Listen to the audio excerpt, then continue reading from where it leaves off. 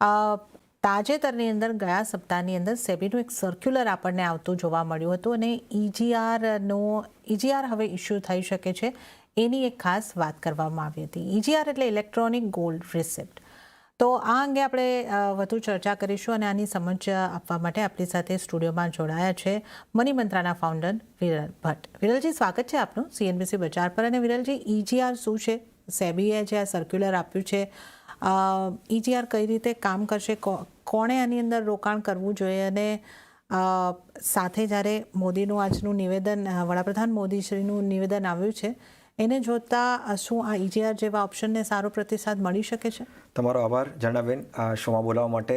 બહુ interesting discussion છે આ. એક બાજુ જ્યારે આપણા વડાપ્રધાન કહી રહ્યા છે કે ગોલ્ડનું કન્ઝમ્પશન ઓછું કરો, ગોલ્ડ જ્વેલરી લેવાની ના પાડી રહ્યા છે 1 વર્ષ સુધી, કારણ કે કારણો પણ છે.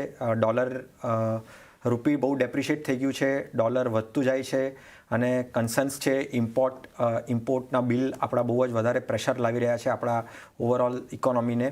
તો ડેફિનેટલી એમનું કહેવાનું સાચું પણ છે. અમુક પરિસ્થિતિ એવી સર્જાઈ રહેલી છે, સ્પેશિયલી US અને ઈરાન વોરના કારણે, જ્યાં આપણું રૂપી બહુ જ વીક થઈ રહ્યું છે, ડેપ્રિશિએટ થઈ રહ્યું છે. અને અમુક પગલાઓ એવા લેવા જોઈએ. જે સ્થિતિ બની છે એના કારણે થોડા સમય સુધી હજી પણ ક્યાંક ને ક્યાંક આપણે પ્રોબ્લેમ્સમાં રહીશું. વધારે પ્રોબ્લેમ્સ નહીં આવે, એવા પ્રોબ્લેમ્સ નહીં આવે કે બીજી કન્ટ્રીઝ, બીજા દેશો જે અત્યારે અનુભવ કરી રહ્યા છે એમના દેશોમાં એવી પરિસ્થિતિ, એવી કટોકટીની સ્થિતિ ઊભી ન થાય એના પહેલાં થોડુંક કોશન રાખવા માટે એક એડવાઇઝરી એમ કહી શકાય કે એમના મતે એવું હતું કે આ તમે કરો તો સારું રહેશે આપણા દેશ માટે.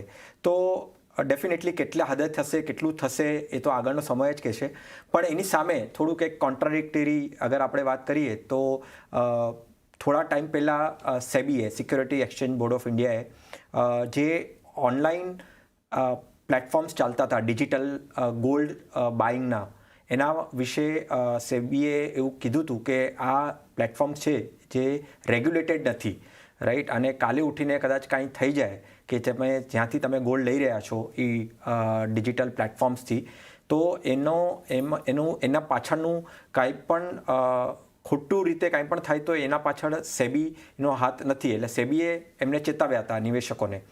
અને એના થોડા ટાઈમ પહેલાં સેબીએ એ સર્ક્યુલર પણ કાઢ્યું હતું કે જે દેશના સ્ટોક એક્સચેન્જીસ છે, નેશનલ સ્ટોક એક્સચેન્જ અને બોમ્બે સ્ટોક એક્સચેન્જ, એ એક્સચેન્જો ઈજીઆર કાઢી શકે, એટલે કે ઇલેક્ટ્રોનિક ગોલ્ડ રિસિપ્ટ્સ કરીને પ્રોડક્ટ્સ કાઢી શકે માર્કેટમાં, જેનાથી લોકોને જે ગોલ્ડ લેવું હોય ડિજિટલી થ્રુ ડીમેટ એ લઈ શકે. તો ફાઇનલી લાસ્ટ વીકમાં NSEએ પ્રોડક્ટ નોટ બહાર કાઢી છે. એમાં એમણે કીધું છે કે અમે ઈજીઆર ઇસ્યુ કરશું ઇન્વેસ્ટરો માટે, અને એ ઇન્વેસ્ટરો વિથ ડીમેટ, એટલે એમની પાસે ડીમેટ એકાઉન્ટ હશે તો એ નિવેશકો ડિજિટલ ગોલ્ડ લઈ શકશે. એટલે એક એવું કહી શકો તમે કે એક લોકર, જેવી રીતે તમે ફિઝિકલ ગોલ્ડ તમે ક્યાંક લોકરમાં નાખો છો, કાં તો તમે તમારા ઘરમાં રાખો છો, રાઈટ, હંમેશા સેફટી અને સિક્યોરિટીનો કન્સર્ન્સ જોડાયેલો રહે છે, રાઈટ. સિમિલર વેમાં અગર તમને એવું કોઈ ઓપ્શન મળે કે જેમાં જે ડિજિટલ ગોલ્ડ આપતા હતા પ્લેટફોર્મ્સ, અને હજી પણ આપે છે પણ જે રેગ્યુલેટેડ નથી, પણ એક રેગ્યુલેટેડ મેકેનિઝમના વેમાં નેશનલ સ્ટોક એક્સચેન્જ એ પ્રોડક્ટ બહાર કાઢ્યું છે કે જેમાં તમે ડિજિટલ ગોલ્ડ લઈ શકશો. અને તમને જ્યારે મેચ્યોરિટી લેવી હોય તો જે ગોલ્ડની પ્રાઇસ હશે એના સામે એ તમે એના વેચી શકો, કાં તો તમને ફિઝિકલ ડિલિવરી લેવી હોય તો તમે ફિઝિકલ ડિલિવરી પણ લઈ શકો. એટલે એક એમ કહી શકાય કે એક લોકરની સુવિધા તમને મળશે ડિજિટલી, અને તમારા પૈસા, તમારા ગોલ્ડમાં જે તમે નિવેશ કરેલું હશે સુરક્ષિત અને સેફ રહેશે.